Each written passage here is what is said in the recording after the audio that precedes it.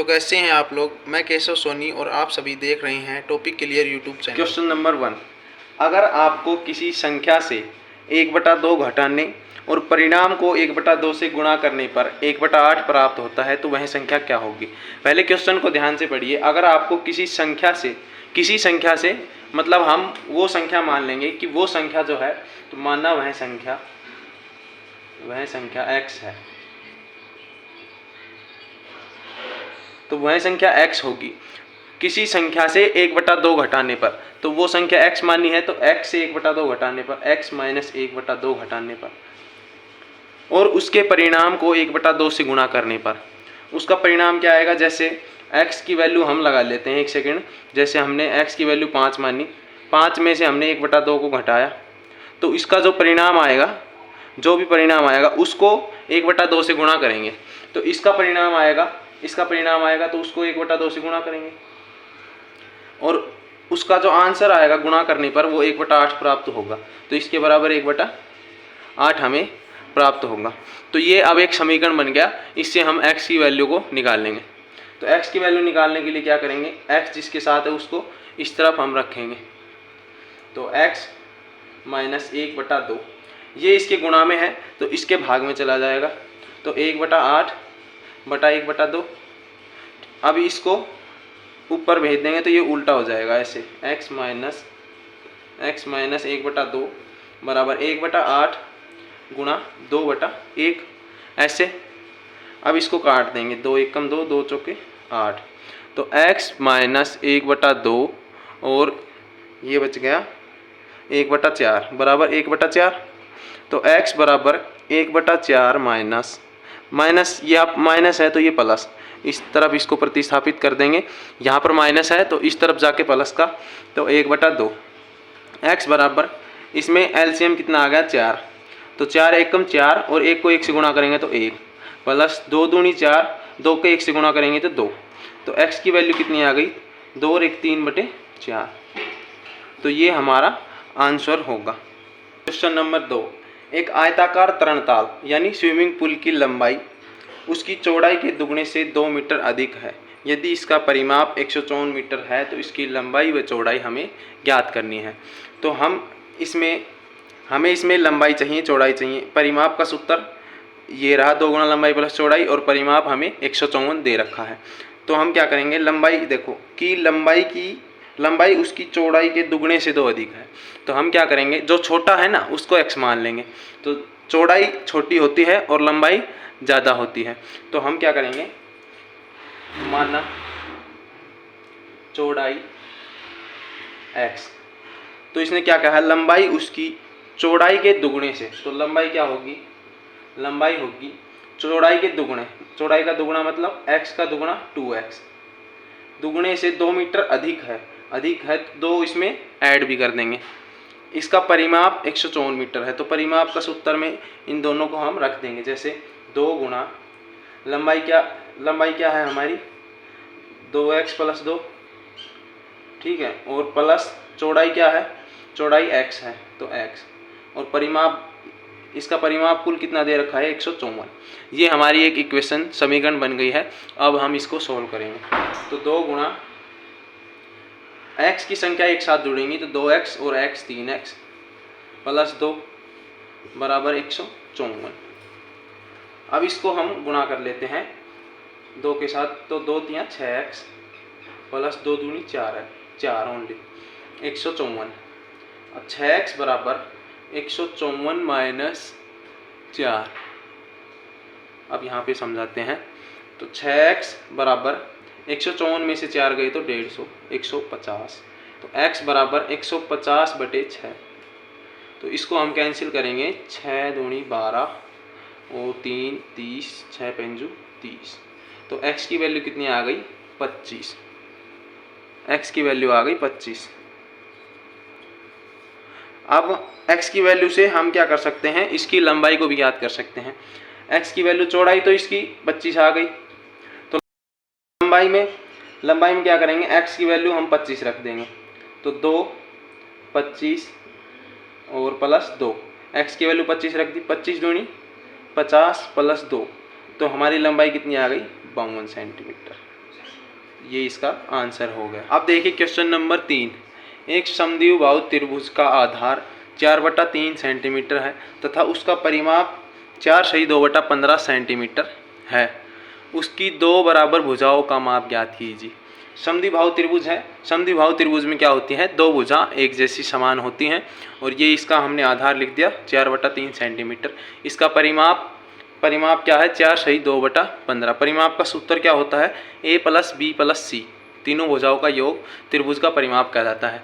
तो हमें अभी क्या चाहिए, इसकी जो दो भुजा हैं वो हमें ज्ञात करनी है। तो हम क्या करेंगे, इसको x मान लेंगे।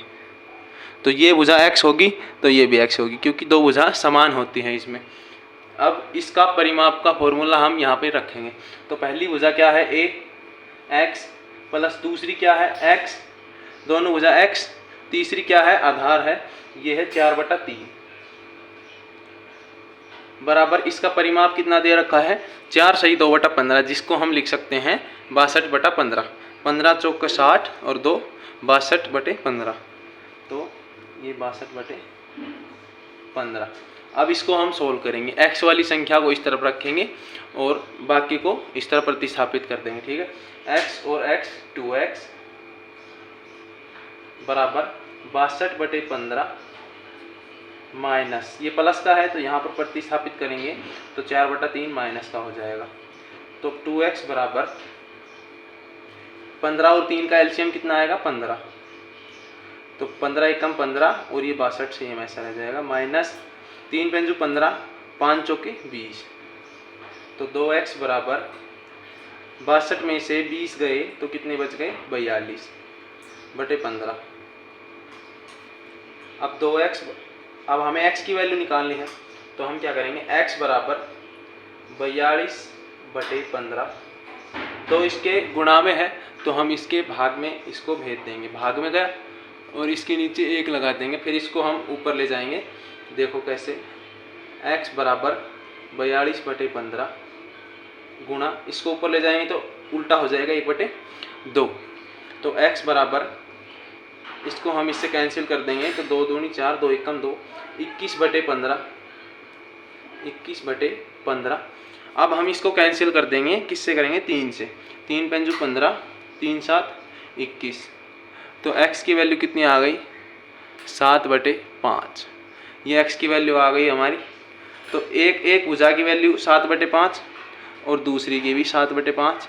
इसको हम ऐसे भी लिख सकते हैं कि 7 में 5 का भाग देंगे, 5 एकम 5, 2 इसमें रिमेनिंग रह गए, तो 1/2/5 ऐसे घुमा के 1/2/5। इसको हम ये भी लिख सकते हैं 1/2/5। तो ये इसकी भुजा होगी, दोनों भुजा सेम है x, तो दोनों 7/5 भी लिख सकते हैं, 1/2/5 भी। ये इसका आंसर होगा। Question number 4। दो संख्याओं का योग 95 है। यदि एक संख्या दूसरी संख्या से 15 अधिक है तो दोनों संख्या हमें ज्ञात करनी है।